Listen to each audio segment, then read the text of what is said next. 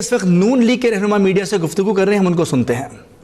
پر اپنی رائے آپ کو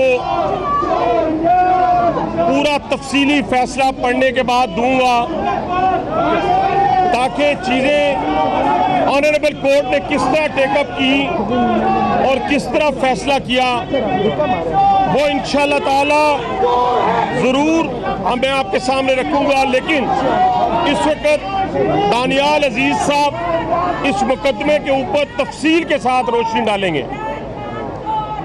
بسم اللہ الرحمن الرحیم۔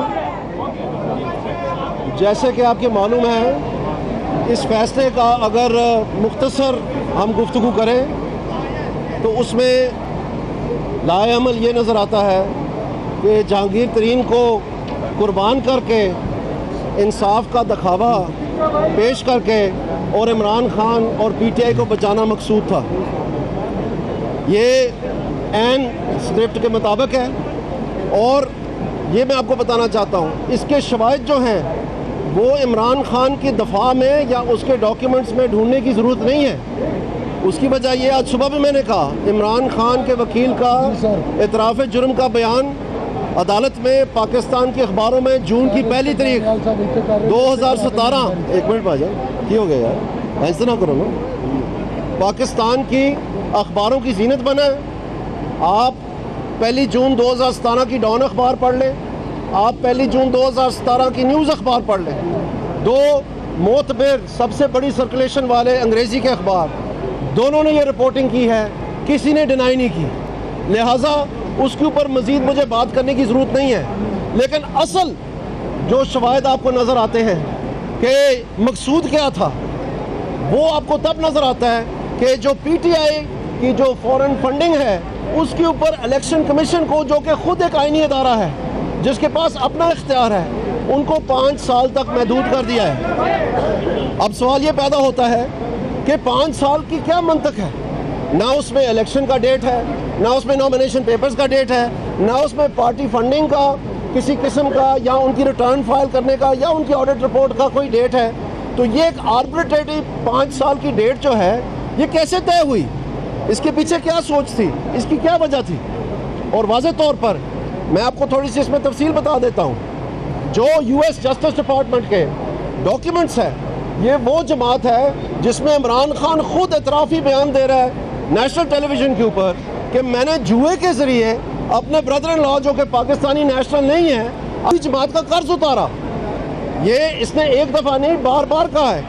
وہ ٹیلی ویژن کے اوپر ایک حامد میر کے پروگرام میں واضح طور پر کہتا ہے کہ میں نے $2 بلین جو ہیں وہ دبئی سے منگوائے ہیں، اور چونکہ وہاں قانون اجازت نہیں دیتا ہے پاکستان سیاسی پیسے دینے کا، تو میں نے کسی سے اور سے منگوائے ہیں، یعنی چھپا کے پیسے منگوائے ہیں۔ تو آپ مجھے یہ بتائیں کہ یہ پھر 5 سال کی جو قطغن لگائی ہے یہ کیوں لگائی ہے؟ جو میاں نواز شریف صاحب کا کیس ہے اس میں تو سن 62 تک چلے گئے ہیں۔ جو اس وقت جے آئی ٹی کی رپورٹ میں جو گلف سٹیل مل کا یا العالی کی جو بکی وہ مل، اس کو بنیاد بنا کر کے تو نواز شریف کا جو ہے یہ نیب کا کیس بنانے کی کوشش کی اور وہ ریمانڈ کیا نیب کو کہ آپ 6 ہفتے کے اندر صبر کریں یار پلیز، کہ آپ 6 ہفتے کے اندر اس کا ریفرنس فائل کریں اور 6 مہینے کے اندر اس کا فیصلہ سنائیں۔ تو کیا نواز شریف اس اہل نہیں تھا کہ ان کو بھی 5 سال تک کی بچت دے دیتے؟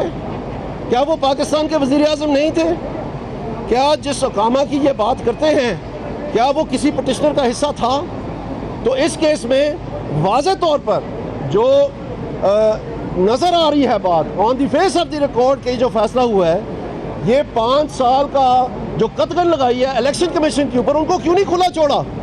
وہ اپنی تحقیقات کرتے، ایک منٹ یار صبر کر لینا، اپنی تحقیقات کرتے ہیں۔ وہ ایک آئینی ادارہ ہے، ذمہ دار ان کو ٹھہرا دیا گیا ہے کیونکہ پتہ ہے کہ اس میں جو ہے ایسی چیزیں موجود ہیں، ایسے شواہد موجود ہیں، لیکن ان کو روک بھی دیا گیا ہے۔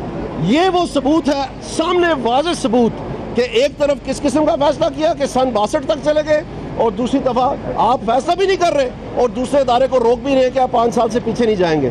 ہمارا یہ سوال ہے، پاکستانی عوام کا یہ سوال ہے، یہ پولیٹیکل انجینئرنگ جو جسٹس شیخ عظمت سعید نے اپنے جو مئی کا ڈیسیجن تھا مئی 20 کا، اس میں انہوں نے ذکر کیا انہوں نے یہ ذکر کیا کہ اگر ہم یہ کریں گے تو یہ پولیٹیکل انجینئرنگ کے برابر ہوگا.